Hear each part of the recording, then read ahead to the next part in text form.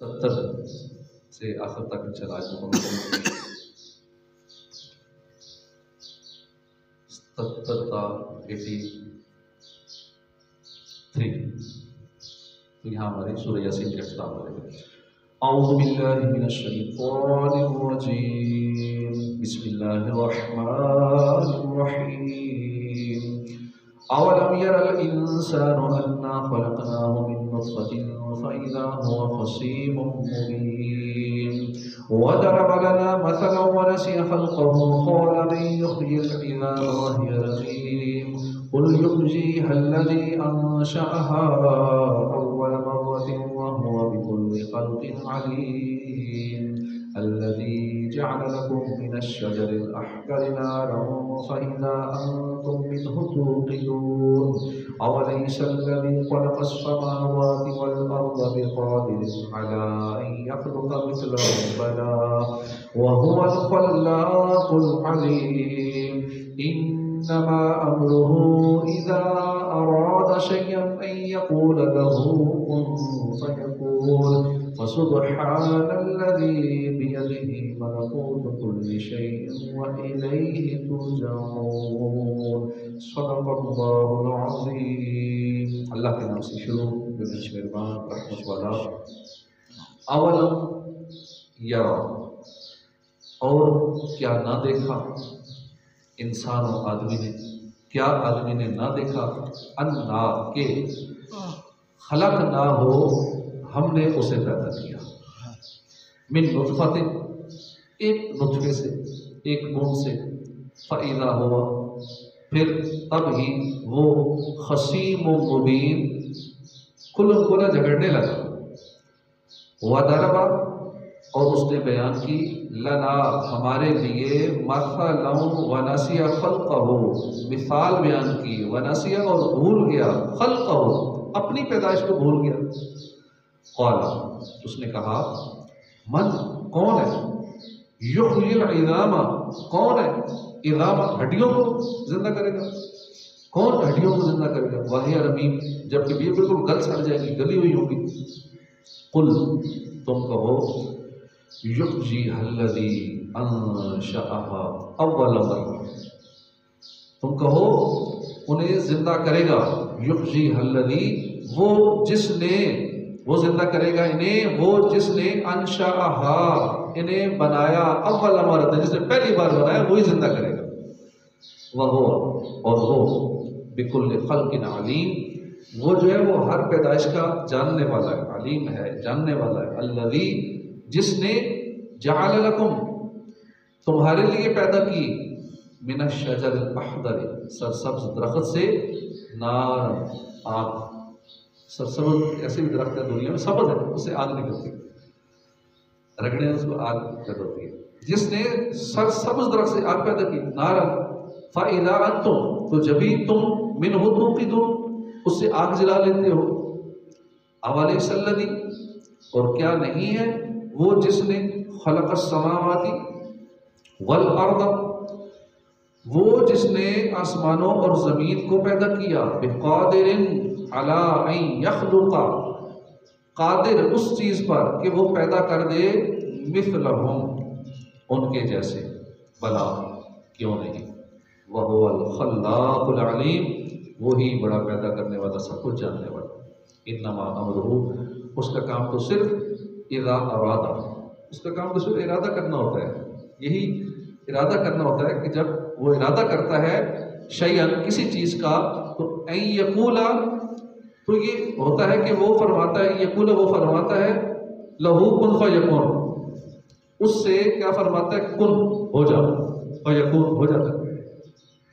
फ़सुब्हानल्लज़ी, तू पाक है वो, सुब्हानल्लज़ी बियदिही, वो जिसके हाथ में, तो पाक है वो जिसके हाथ में, मलकूतु कुल्लि शै, हर चीज़ का कब्जा है। व इलैहि तुरजऊन, और उसी की तरफ तुम्हें लौटाया जाएगा। तर्जुमा कंज़ुल इरफ़ान। और क्या आदमी ने ना देखा कि हमने उसे एक बूंद से पैदा किया, एक बूंद से बनाया, फिर तभी वो खुला खुला झगड़ा करने लगा। हमारे लिए मिसाल देता है, अपनी पैदाइश को भूल गया कहने लगा ऐसा कौन है जो इन हड्डियों को जिंदा कर दे जब दोबारा बिल्कुल वो गली हुई हो। तुम फरमाओ इन हड्डियों को वही जिंदा करेगा जिसने पहली बार बनाया, और वो हर पैदाइश को जानने वाला है। शान नुज़ूल ये आयत आस बिन वाइल या अबू जहल और मशहूर कौल के मुताबिक उबई बिन खलफ के बारे में नाजिल हुई, जो मरने के बाद उठने के इनकार में सरकार दो आलम सल्लल्लाहु अलैहि वसल्लम से बहस करते थे, तकरार करते थे। उसके हाथ में गली हुई हड्डी थी, वो उसको तोड़ता जाता और हुजूर सल्लल्लाहु अलैहि वसल्लम से कहता जाता कि क्या आपका ये ख्याल है कि इस हड्डी को गल जाने और रेजा रेजा हो जाने के बाद भी अल्लाह ताला जिंदा करेगा? तो हुजूर सल्लल्लाहु अलैहि वसल्लम ने फरमाया कि हाँ, अल्लाह जिंदा करेगा, तुझे भी मरने के बाद उठाएगा और तुझे जहन्नम में दाखिल करेगा।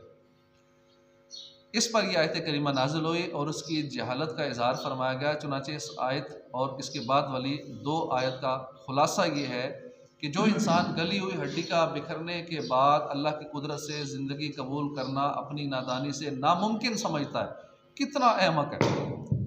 अपने आप को नहीं देखता कि इब्तदा में एक गंदा नुत्फ़ा था जो कि गली हुई हड्डी से भी हकीर तर है।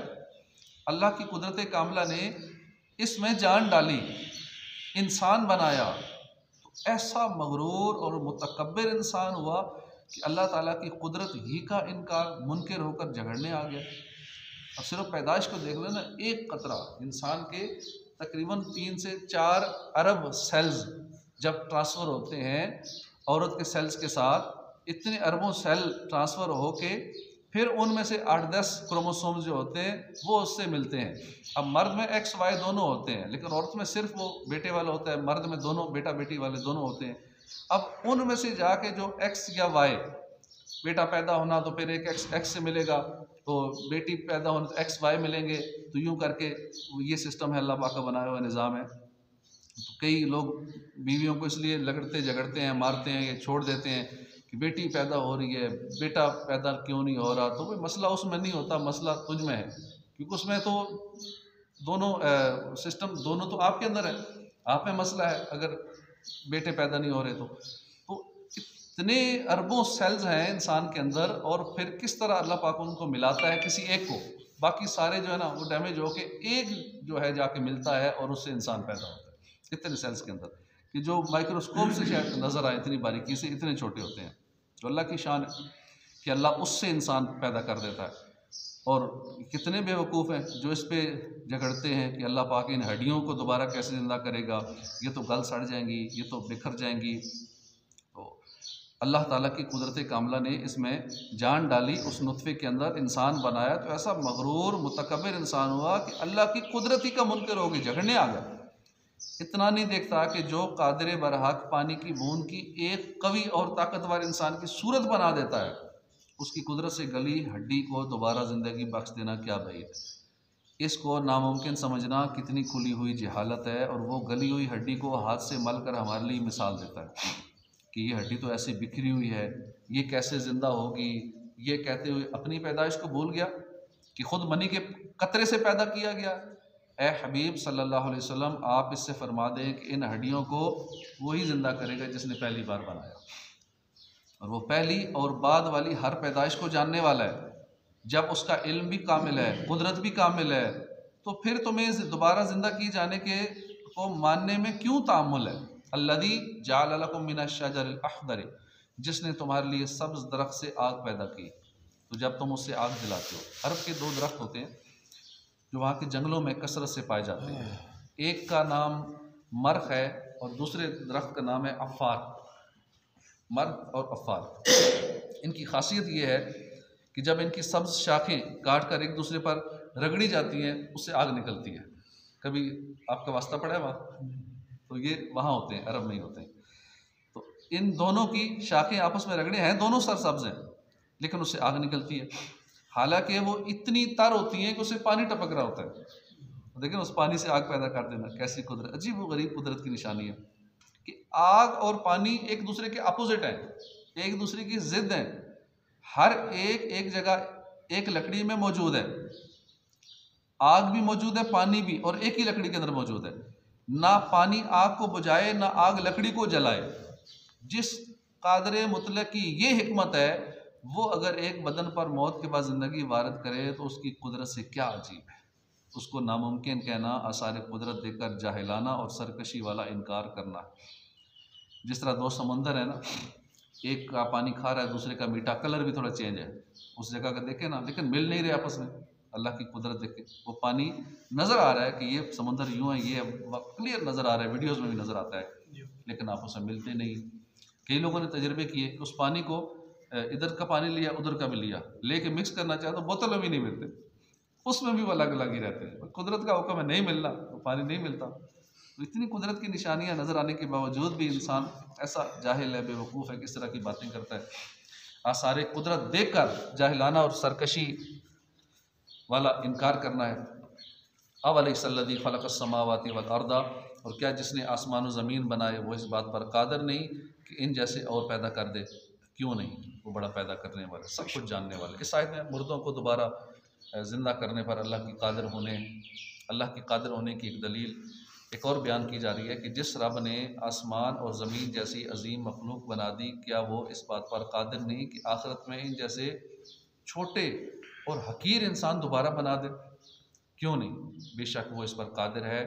और अक्ल भी यही फ़ैसला करती है कि जो इंसान ज़मीन जैसी अजीम मखलूक को पैदा करने पर कादिर है, तो वो इंसान को दोबारा पैदा करने पर ज़्यादा कुदरत रखता है, और उसकी कुदरत कामिल है, उसका इल्म तमाम मालूमात को शामिल है, क्योंकि वही बड़ा पैदा करने वाला और सब कुछ जानने वाला है। इन्नमा अम्रुहु इज़ा अरादा शयअन अन यक़ूल लहू कुन फयकून।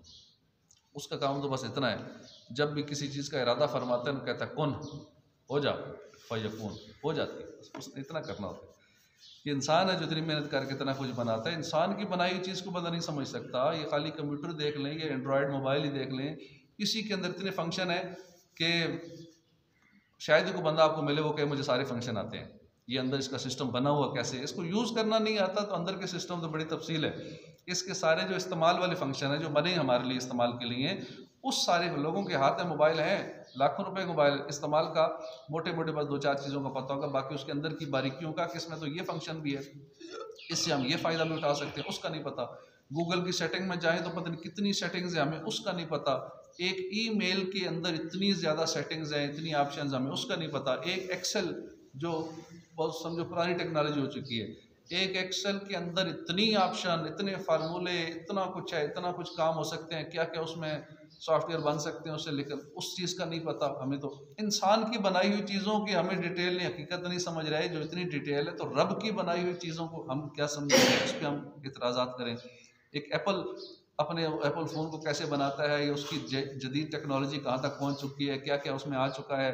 अब तो वो जदीद सिस्टम ऐसा आ गया, तो चढ़ाते हैं इनके, चढ़ा के तो अब उस वर्चुअल वर्ल्ड में चले जाते हैं, और बस उसमें यूं लगे होते हैं, वो बटन क्लिक किया, हालांकि बटन तो हवा में उंगली हिला रहे, यूं करके बटन क्लिक हो गया। अच्छा, इधर फेसबुक यहाँ लगा दी, यूट्यूब इधर लगा दिया, ख्यालों में ही, हालांकि वो लग रहा है, वाकई नज़र आ रहा है। आर्टिफिशियल इंटेलिजेंस, हाँ, AI का क्या क्या सिस्टम आ गया। अब आप बात करें स्पीकर की, तो आपको स्पीकर का ऐड आना शुरू हो जाएगा, सुन रहे हैं। हाँ, तो हर चीज़, ये मोबाइल ऑफ भी है ना, फिर भी आपकी हर चीज़ रिकॉर्ड कर रहा है। ये बंद पड़ा, ऑफ पड़ा है, आपने वो स्क्रीन ऑफ है, लेकिन फिर भी आप जो बातें कर रहे हैं इसके सिस्टम में जा रही हैं, और वो वही चीज़ आपको फिर ऐड दिखा रहा है। जो आपस में आप बातें लगी, कपड़ों की बात कर रहे हैं, उसने सारा नोट कर लिया, वो कपड़ों की चीज़ें दिखाएगा।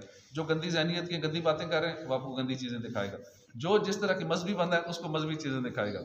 जैसी हमारी ज़हनियत हमारे, तो उसको ये समझ रहा है सारा। तो इंसान की बनाई हुई चीज़ों को हम नहीं समझ पा रहे अभी तक, तो रब की कुदरत पे एतराज़ात करते हैं बेवकूफ़ इंसान। तो फरमाता हो जा, खाली इरादा करता है, कहता हो जा, हो जाता है। फसुब्हानल्लज़ी बियदिही मलकूतु कुल्लि शैइन व इलैहि तुरजा। तो पाकी है उसे जिसके हाथ में हर चीज़ का कब्ज़ा है, और उसी की तरफ तुम फेरे जाओ। यानी बयान करदा सब चीज़ों से साबित हो गया कि मुशरिकीन जो कहते हैं कि इससे वो रब ताला पाक है जिसके दस्ते कुदरत में हर चीज़ का कब्ज़ा है, और वो हर चीज़ का मालिक है, और मरने के बाद उसी की तरफ तुम आखिरत में फेरे जाओगे। क्यों उसके अलावा और कोई अलल इतलाक़ मालिक, क्योंकि उसके अलावा कोई और अलल इतलाक़ मालिक नहीं है। अभी दुनिया भर में बेवकूफ़ हिंदू देख लें, वीडियो देखेंगे, हिंदू गुस्सा आएगा उनको, हमारे खिलाफ बोल रहे हैं। तो हिंदू कितने बेवकूफ़, जला देते हैं, जला के राख बना के समुद्र में बहा देते हैं, ख़त्म हो गए, अब कोई नहीं करेगा। तो ये बेवकूफ़ अब भी दुनिया में मौजूद है, राख बना के बहा के समझते हैं कि नहीं अब कौन इसे दोबारा ज़िंदा करेगा, कौन बनाएगा। तो ये बातें ऐसे लोगों के लिए, बेवकूफ़ों के लिए हैं। तो ये मुसलमानों के बड़े मुखालिफ होते हैं, ये ना सख्त नफरत कर रहे होते हैं। हिंदू जब भी कभी किसी को वास्ता पढ़ो दूसरे मुल्कों में मिलते हैं ना, इतनी नफरत करते हैं मुसलमान से। बाकी लोग जो दीगर मज़ाहिब के फिर थोड़ा बहुत मुस्कुरा के मिल लेंगे, ऐसा करेंगे, लेकिन इनके दिल में इतनी सख्त नफरत होती है कि जब दिल करता है कि मुसलमान को मार ही दे। तो ये काफिर जो है मुसलमानों के हमेशा दुश्मन ही है, इसीलिए इनसे दोस्ती जायज़ नहीं। जितना मर्जी इनको दोस्त बना लेंगे, ये आपको जब मौका मिलेगा नुकसान ही पहुँचाएंगे। तो अल्लाह पाक हमें मुसलमानों से दोस्ती करने की, मुसलमानों से ही मोहब्बत करने की तौफीक अता फरमाए। आमीन बिजाह नबी अमीन सल्लल्लाहु तआला अलैहि व आलिहि वसल्लम।